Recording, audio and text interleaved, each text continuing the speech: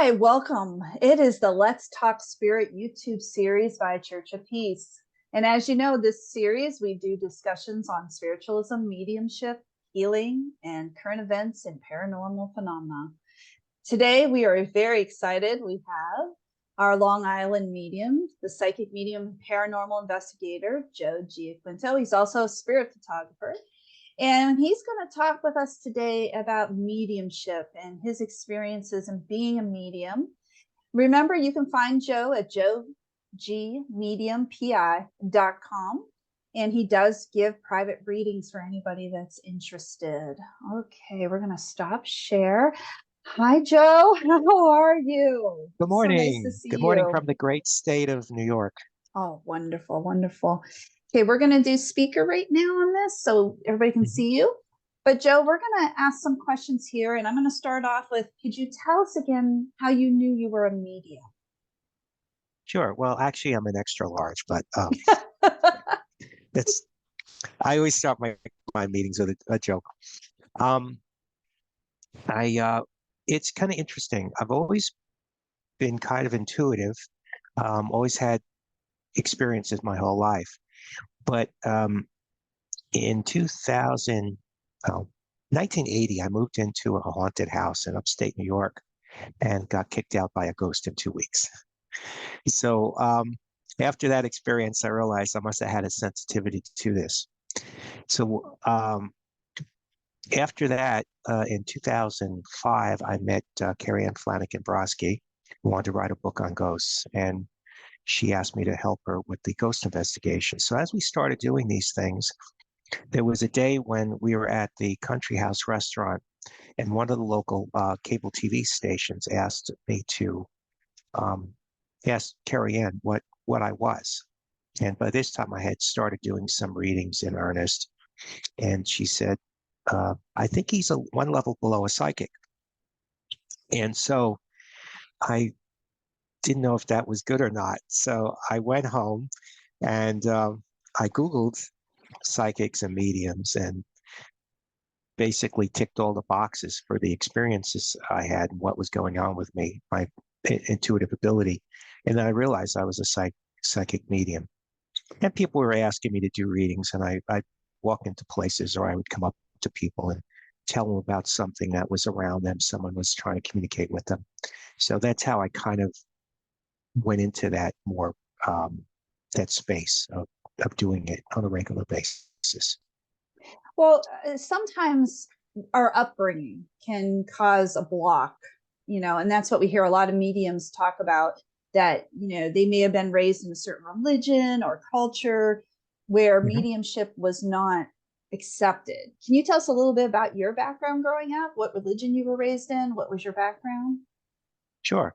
Well, I'm a Catholic and a spiritualist. I actually was an altar boy, or actually, I was a knight of the altar, which is a bump up where you get to go work with some additional things with the priest, and you get to see and experience some additional things related to the service, the church service. Um, I think that my growing up, we grew up at the east end of Long Island, out in the Hamptons. It was a very fun growing up period. Typical, two kid family, my sister and I, and we went to Catholic school. But I never, it was a great upbringing, really fond memories of it, really good parents, just great. But I never really fit in. I was always kind of an odd kid.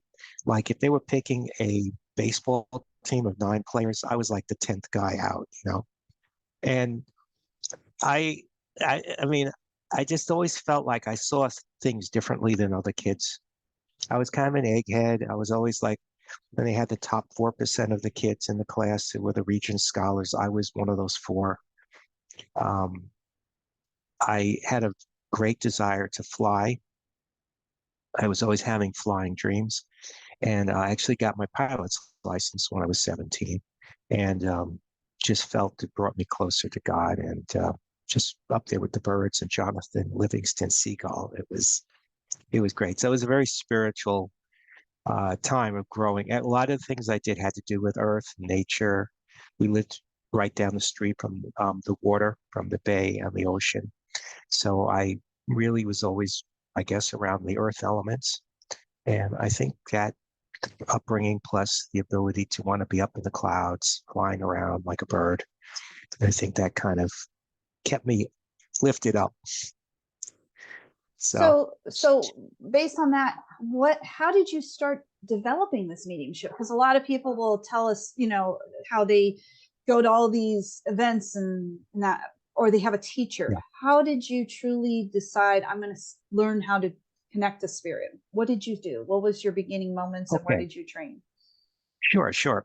Well, my training mostly self-taught. I did have a couple of mentors. One is Bill Collar, who's a Scottish medium, who is Richard Scholler, and he are friends, and he's been doing mediumship for 50 years, all different countries, government agencies. Really, really cool guy, and he breaks it down to a very simple thing. I asked him once. I said, Bill, you know, what do you do to get ready to do mediumship? How do you read? What are these modalities or these different procedures or rites or prayers, things you have to go? But he gave me a few basic things, set sacred space, um, you know, the basic things that you would teach somebody. But basically, he said, just get up and do the reading. I mean, if you want to do holy water and sage and you want to meditate for 3 hours or fast for 3 days, that's fine. He said, basically, just do the reading. He says your ability to connect and read is going to be based on how you can connect to the spirit's energy. It's all about energy.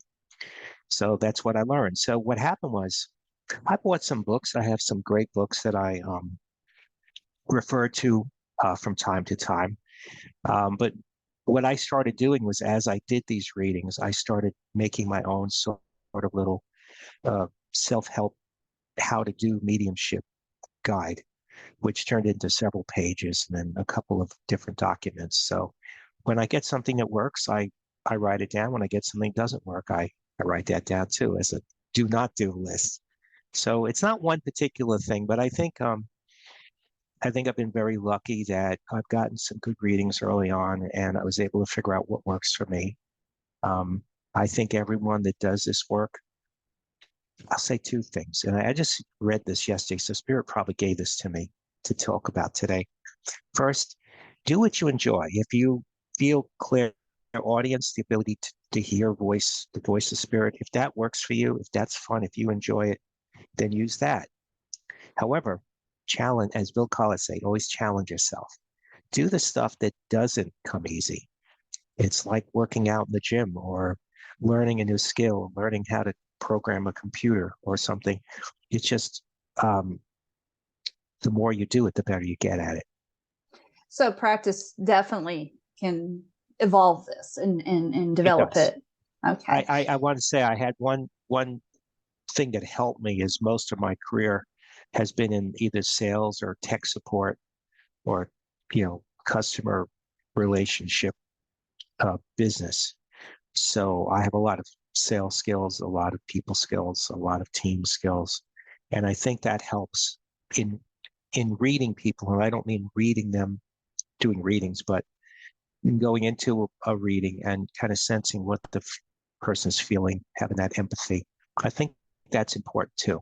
I think you have to develop your ability to be comfortable with other people Well, because not everyone is. let's develop that a little bit because the biggest issue we hear is people lack the confidence in their mediumship and or they're afraid of judgment if they do try to Right. approach somebody because they're sensing something.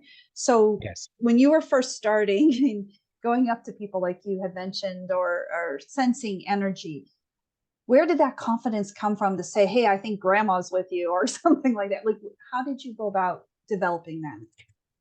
Okay, I'm going to say a couple of things that may be a little bit different from what most people do. So again, for the audience, if something I said doesn't mesh, just take what you can from this. First of all, I do believe as a service when I charge for my readings, when you get into charging for your service, whether it's just a donation or a set fee, or you're doing a fundraiser, whatever it is, um, you're not doing it for the money. You have to do it because we need to live. We're in a society where you have money to pay the rent. So we got that. But I never let that become my motivation. And I think that takes a lot of pressure off me. I think the blocking and everything comes from putting too much pressure on yourself because ultimately you may not get anything or your reading might go south really fast and it may not be out of your control. So what I do is to take the pressure off myself to unblock. I first talk to the client and I tell them that I'll do my best. I may screw up. Now, you don't have to say that word, but I do. And believe me, it really works well. My clients love it. I say, I joke that I don't mean I'm really going to screw up, but I say, I'm going to get what I can, do my best I can. That's all I can do. Maybe the spirit doesn't have a message. Maybe the person is blocking. Maybe the spirit's energy is so small for this type of physical connection to our universe that he can't penetrate to get to me. Maybe he's a visual person and I'm an audio person. So he's sending me symbols and I'm listening for his words. So there's a whole bunch of reasons why you may not get a reading, and that's okay. And I just tell people, if I'm wrong, if if I get somebody who's alive, they're not dead, it's no premonition. It just means I screwed up, or the person I'm talking to is talking about the person they left behind here in the physical plane rather than the person that is I'm talking to that's in spirit. So I do that. And I also like to tell people that if I'm doing a paid reading and I don't get any result, there's no charge. I mean, again, it's not the mainstream. Um, I mean, a lot of people will do readings, they get paid, and then they say there's no guarantee anything will come through. And I always use the example, if you go to Walmart, you pay $100 to buy a pair of shoes, and you get to the cash register, you say to the clerk, "Where's my shoes?" Well, there's no guarantee if you paid for shoes, you're going to get shoes. You'd be like, "What?" So I think it's important that we don't focus on the money. We have to do that, but take the pressure off yourself, explain to the client you're going to do your best, and just relax and just let clear your mind, and the spirit will talk to you. I used to have a fear, and I still do sometimes, that when I go to see a client multiple times or family members or other clients that are referred to referrals, they say, "Oh my God, how am I going to remember, you know, what who I got last time?" And because being in sales, I always felt like, "Oh, hi, Jim. Haven't seen you in a year. How's the two boys growing up? How's that golf game improving?" You always want to keep notes on the client so you can do a better job and you remember who they are, see when their birthday and all. So the simple answer to that was, I don't have to worry about that because the spirit knows what they told me last time. And it's funny because when I do readings, I just did a reading this past weekend, and it was a place I'd been a couple of times. I think it's like third or fourth time now. And I was reading the same people. And I go into this like, wait a minute, didn't wasn't your father came through last time? Isn't he the one that was the sea captain? They're like, yeah, you got him last time. And they start talking to me again. Now, some of that could be also mental recollection that because I did read them, I have that in my mind, but I don't think it is. It's funny, on the last reading I did, this fellow, I read him before. And then what happened was his girlfriend could not go to she decided to opt out of this private reading I was doing at this home. And she was concerned. I didn't know any of this. She wanted her mother to come through. So her boyfriend, who did come to the reading, the mother came through because when his mother died, he adopted this mother as a mother, like she nurtured him. She was his mentor. So he kind of took her on as his own mother when he was grieving with his own mother's loss. So the funny thing was that his girlfriend's mother did come through, and I got her name, her first name. And when I got her name, he was grinning. My sitter was grinning the whole time because he says, Joe, I'll tell you at the end of the reading. So the reading finished, and he said, my girlfriend who didn't want to go to this reading, that's her mother. That's her name. And then the mother gives me the name of another person, another woman, another female. And he's laughing his head off. I said, what is he? He says, that's the name of my girlfriend who didn't show up. So the mother said, my daughter, so and so, isn't here. She should have been here. And her name is. And I got both the mom's name and her name. So, of course, he said, can I photograph I had a sketch pad. I was writing the names down. And he said, could I photograph that? And I'm going to text it to my girlfriend and say, and she was like, he said, she's going to be really upset that she didn't come. That So I love that. That's a great example. long-winded answer, but so take the pressure off yourself. Don't worry about the money, and the spirits will help you. I always ask them to help me at the beginning, and they always say, sure, we'll help you. So let me go on another avenue about mediumship. Do you Mhm. believe mediums should be culturally sensitive and trained for grief? Because we do deal with people in grief when Mhm. mediumship occurs. And I know I've heard a lot of backlash against mediums that they're not aware of the grief. But is that true though? I mean, can you speak on from your own experiences dealing with people grieving and even culturally, dealing with people that are Yeah. different than you? All right. So two things. Yeah, on the cultural thing, agreed. I think being aware and open and not pigeonholing people into a particular thing because of your bias for how you see the world through your culture and your rosy colored glasses. I think you have to be open. For example, I did a reading for a lady uh, in not far from here, about 30 miles from here, and her mom came through. Now she's Italian and she speaks in broken English. Her mom doesn't speak English at all. Her mom passed, so the mom was communicating to me with symbols.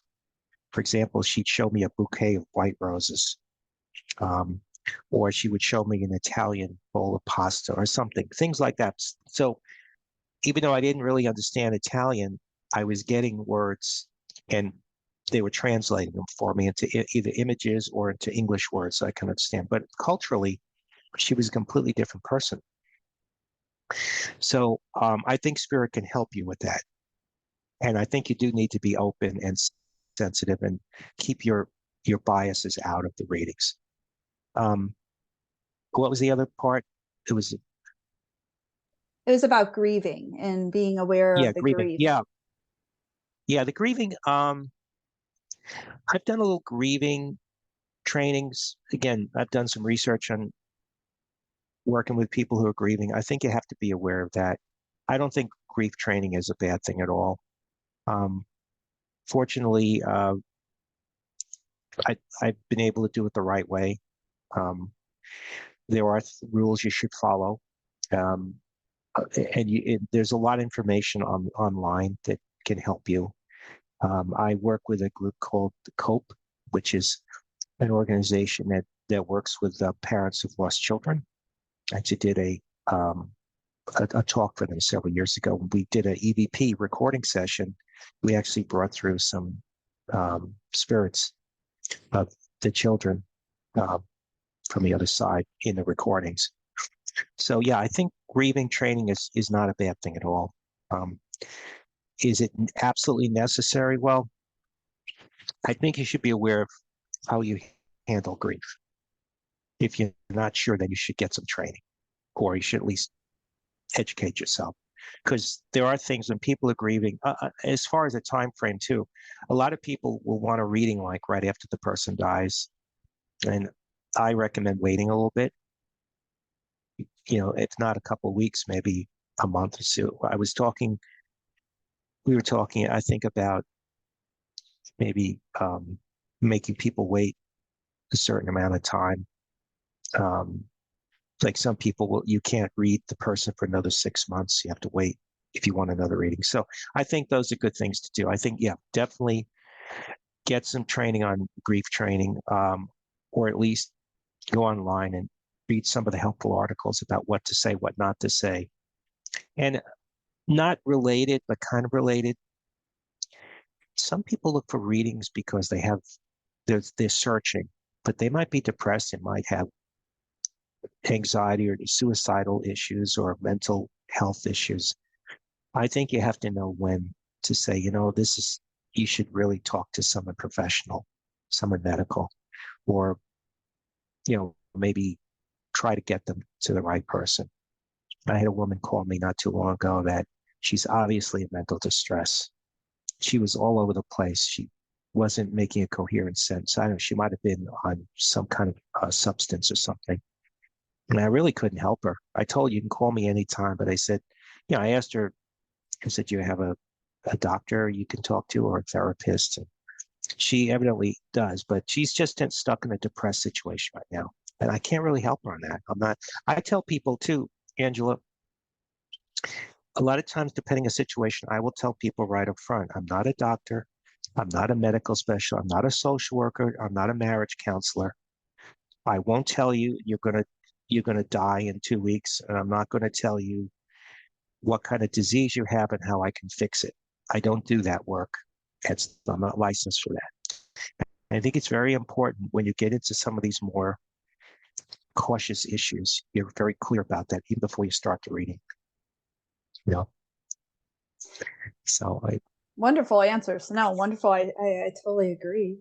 Um, let's also talk about the actual connecting to spirit. Some groups, like I think the sure. spiritualists, they really focus on evidential, like prove to me I'm speaking to my grandfather kind of thing. Mm-hmm. So give me evidence of that it's really him. Besides something you could get off the internet or something. But as we're looking at connecting to spirit, could you tell the audience, one, what steps do you do when I know you just said, Bill told you to disconnect, but is there a way to get yourself, maybe like they use the word grounded or connected or in the right headspace? Like, what do you do to connect to spirit, and how do you know it's an actual spirit? Because we also have groups that look at mediumship as being something, and you've been a paranormal investigator too, so you have groups that look for I don't want to use the word demonic, but that's what they're looking at, this evilness. Yeah. Can you explain any of that to us and just kind of walk us through it? Sure. Well, first of all, when I start, because the spirits are invisible for the most part, we don't really know what they're doing, where they are, what they're thinking, what they're actually involved with at the time. So what I do, and again, Bill Collar had told me this, is what you have to do is you have to tell the spirits how you want to read with them. Because if you don't, and this is the problem ghost investigators have, is they go in for this thrill of this random evidence. Oh, look, I got an EVP, I got an orb. Maybe it's a demonic entity, which of course, usually it's not. It's, 99.9% of the universe, spirit world is loving moms and dads and their moms and dads who passed. So there's dark energy, but there's so much love. The spirit world is love and light. Anyway, so I tell the spirits, I said, this is who I am. And I say this out loud. I said with the client, I say, help me out, spirits. I say, this is what I'm going to do. This is what I want you to do to talk to me. Now, what I do, this is just the way I do it.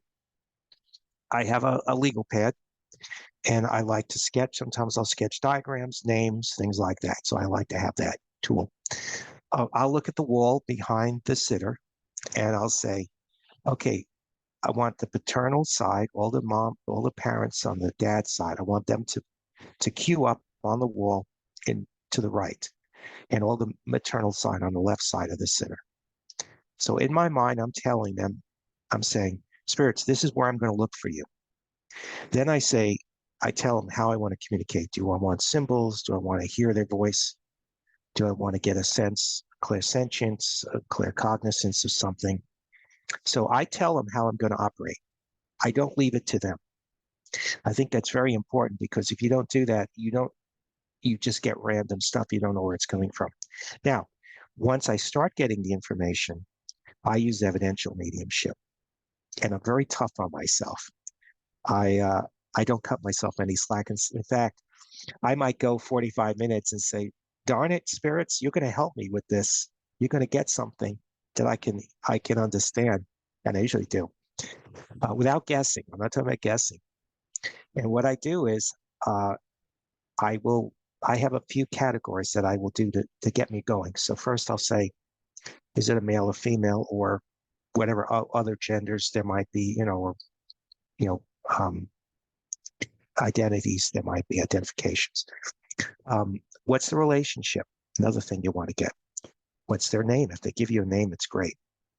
Um, what's the personality like? Are there any things that have to do between them and the sitter that only they would know? Um, it's what I call the wow moment, which is where you get something that is just absolutely verified. So now, you made a good point earlier in your question. There's two types of reading you get, a psychic reading and a mediumistic reading. So how do you know the difference? Because the Akashic records of the person that you're reading, they have all basically the DNA, the information, the database of all their experience with this person. So let's say their grandfather passed, say 30 years ago. Okay. You could read some things technically, you should be able to read stuff about the grandfather from that person without him being here. All right. Because she has experiences with the grandfather, unless, she was born after he died or something. But let's assume she grew up, grandma, they were there, grandpa, grandma. And so he died, and now she remembers grandpa. So how do you know if it's the real spirit? Current events, current real-time information. That's how you know. And I can give you a specific example. I may have told you this one before, but there was a fellow, we'll call him uh, Tony, and he lost his friend Joey.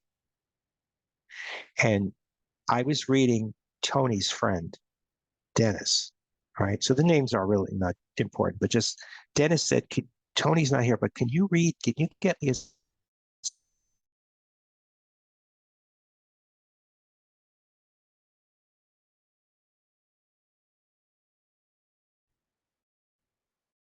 a, a blue Mini Cooper car? And I said, Joe just wants Tony to know he likes the Mini Cooper that Tony bought 2 weeks ago. And that was it. And that was exactly right. Now, Joey had died a long time ago, but his spirit is still around Tony. And so he would not have known about the car unless he was still around and he was alive in spirit now and connected to Tony's experiences. Another time, I had a friend who I had done readings for. She worked with me at one of the historic homes on Long Island here. She used to be a tour guide there. And when she lost her mom, she gave her mom a secret word. And she said that, when she was in hospice, Mom, if you give Joe that word from the other side, I'll know that you made it to heaven. And during one of the events where we were together, her mom gave me the word. And I called it out to her. And she said, that's the secret word.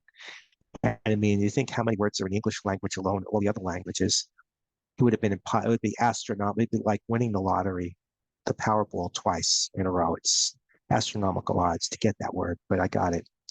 Again, so evidential mediumship, I think, is very important. I think it removes any doubt of being a scam or a charlatan, or that we're somehow fooling or doing cold readings or magic tricks to people. Because if I'm doing a gallery reading with an audience and I go to the audience and I say, how many of you here had a John who died? Because I'm getting a name John, which is a very common name. And 5 people raised their hand. I said, how many of you have a John who is a brother? And one person raised their hand. I say that person, your brother John's here, and He loves you very much.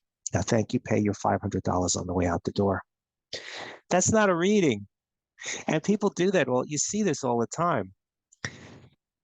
I have to tell him that I have to look at that person in the audience in the fifth row, the second seat, and I have to say, did you have a brother John who passed? You know, and go on with the other details. And I'm either right or wrong. And I tell it's okay if I'm wrong, because sometimes people feel like they want to make you feel good. And you always want to challenge yourself to get that extra that extra evidential mediumship, that extra step. Because sometimes spirits lie to you. Sometimes they don't tell you the truth. Sometimes if they were hard, like pulling teeth to get something out of them when they were people, they're still hard to get something out of them when they're spirits, even more so because now you can't communicate with them. So if you're not getting something, don't accept that you're doing just a really bad job trying to connect. It could be the spirit is just not being nice to you or not helping you. So it's not always about you, you know. A lot of times people, whether it's a cultural or religious upbringing, believe that, what happens after they pass is that they automatically get transformed into something different than what they were living on earth. Right. And what mediums usually end up saying, just like you just said, is you still take with you everything you had when you were on earth. That Mm-hmm. means your thoughts too, and your That's beliefs right. and your views. Yeah. Um, Personality, everything. and I once overheard somebody ask a medium, well, aren't you scared? Aren't you scared to connect to somebody who may have been a bad person on earth? So I'm going to ask you the same question. Have you ever found yourself connecting to somebody that probably was not a nice person? And how did you handle it? Yeah. So, okay. Let me give you a specific example. So I had a client several years ago who called me thinking he had a demonic entity in his house. And first of all, again, TV and Hollywood aside, most times it's just someone that's upset about something in spirit. So I walked in, the first thing I got was his father had passed. I explained how he died, his personality was a type A personality. And his father told me that his son was letting his grandson, fail in school because the kid was playing video games all day up in his room. And his father was the kind that would make a lot of ruckus. So, like if you didn't listen to him, he'd be rattling the chains, knocking on the walls, making lights flash, whatever he was doing there. Didn't matter, but it was his father. And when I told the son that, he said, "Yeah, that's dad." He said, he says, "Yeah, my kid is failing in school, and in fact, he's upstairs playing video games right now. He should be doing his homework." And I said, "Your father just wants to do a better job. That's why he's making all this noise." So it had a happy ending. But I could have interpreted it as being scared of this angry spirit, this demonic entity, and so forth. But I didn't let that get to me. And it's funny because at the end of the reading, the kid came down to see what was going on in the living room because we were in the living room doing the reading. And I suddenly got this name, Dragon Ball Z. And I said, I'm getting this name. I don't know if it's a game or what. But the kid comes down into the living room and says, "Hi, what's going on? Hey, Dad, who's this? And and he says, "Oh my God," he says, "I was just playing Dragon Ball Z upstairs. I'm a video game boy." So the grandfather was definitely connected to the son. So as far as negativity, no, I'm not really because I'm not internalizing that energy. I'm just really explaining why they're angry. Um, I will not deal with bad entities. That's why a lot of times my ghost hunting group, they want to go to places that are like abandoned psychiatric wards or prisons or places. I don't go to those places. Why go? Because the energy there is going to be tortured and horrific. And I don't want to suck anything in. One thing I will say, in just addition to your question, I always said sacred space in some form.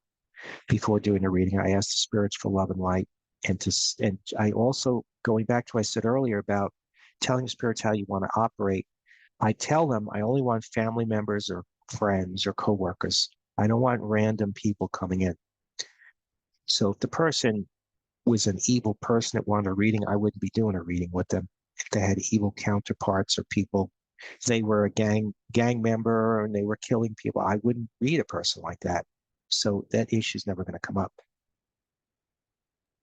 One of the other things I hear a lot from mediums and in mediumship is each medium has, and it goes with what you said, each medium has their own special niche, that way Mhm. of who they attract and who comes for their readings. And Right. there's enough out there for everyone. So every medium can be specifically different and unique. Do you believe that?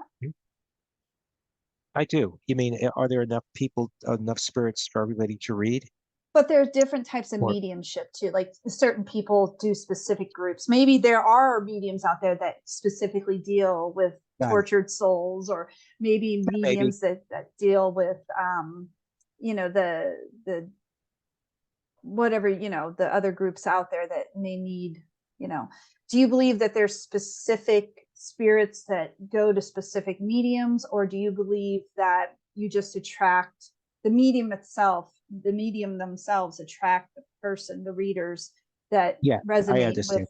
with their group, with their spirit? Yes. Yeah, I always tell people that spirits will send us who needs to talk. So if a spirit doesn't like me, or I always tell them, even if they don't like, I'm just a messenger. Don't hold it against the person, the loved one, because you don't like me or you don't like the way I work. So generally that helps you. The spirits understand that.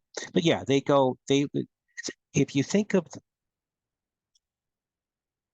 the universe, the people here and maybe the spirits as a plug and a socket. Like you're going to plug your cell phone in to charge it up.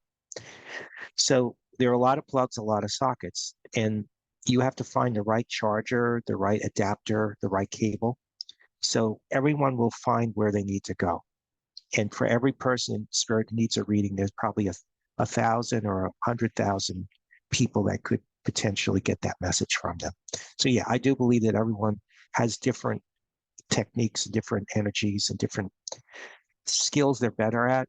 Um, but again, the dark energy is out there. And, if you go to a big city at 3 o'clock in the morning, the worst neighborhood in the city, and you're waving $1,000 bills and say, hey, I got money, come rob me, you're going to get mugged. So I think we have to be careful with the dark energy, because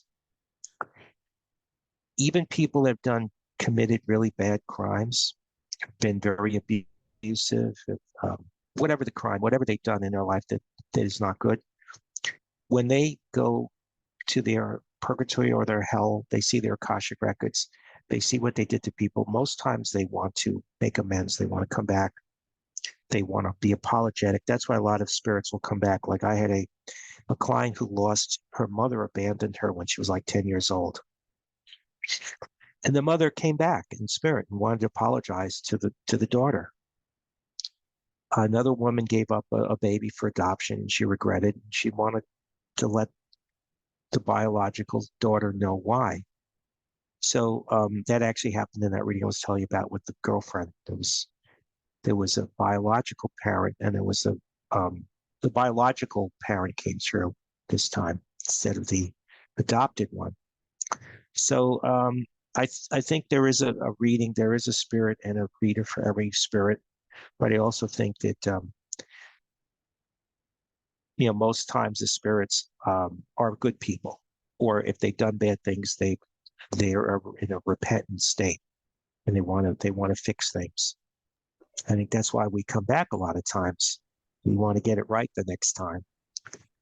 So by, again, let's talk about the boundaries that you talked about with how you set it up with spirit. This is who I want to Hmm. talk to. This is the information I Hmm. want.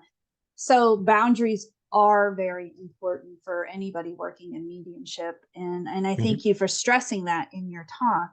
But let's talk about mediumship and human alive people, and especially family and friends.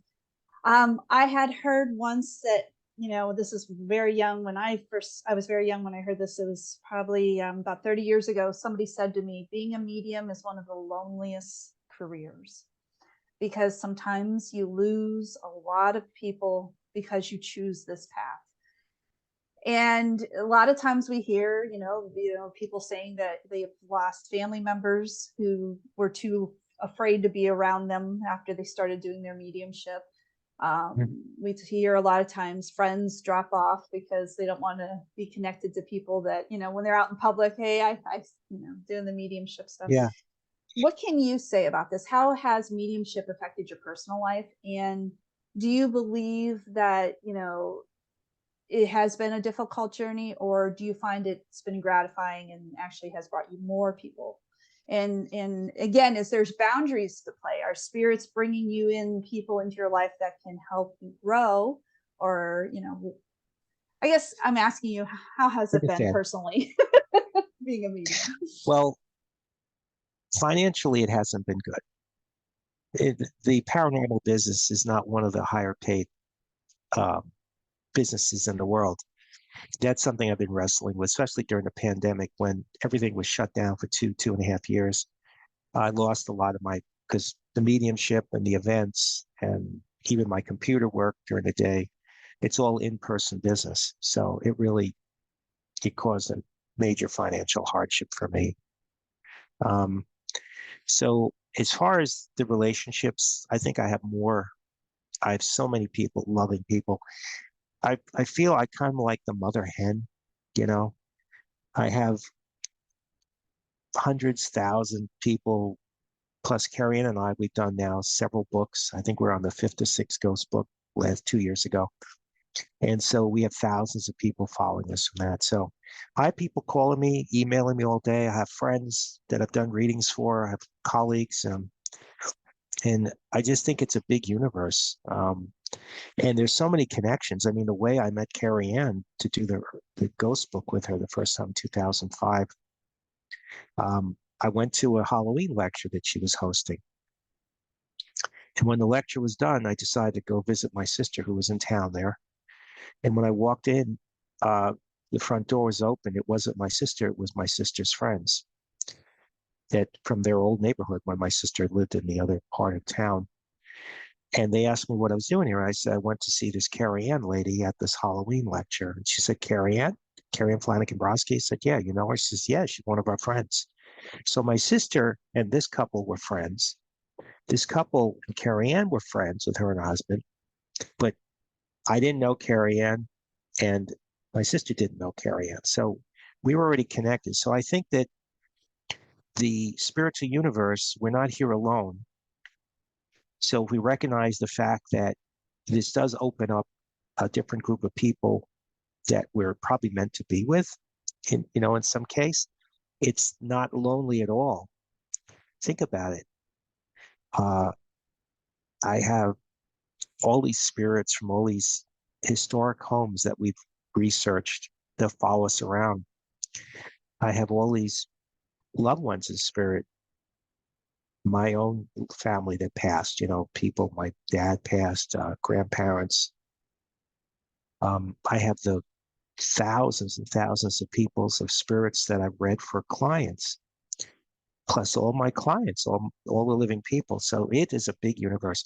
As far as craziness or kookiness, I remember I was in grade school, or maybe, yeah, I think it's grade school or eighth grade or something. And one of the, uh, one of the gals in class that I had, that I kind of had a crush on, she said, Giaquinto, she said, you're really weird. So I got that when I was a kid. So all right, from there, anywhere from there is a step up. So um, today, I think it's different. I think it depends on how you approach people. I think this is maybe the best answer to your question. If you approach people, I was doing a fundraiser and I was sitting there doing readings for people. The guy next to me was charging nothing. It's a minimal amount of money. His readings were going on for an hour. Mine were going on for 20 minutes. He was sitting there in a wizard outfit with a polka dotted robe. in a hat that looked like something off a bad movie, you know.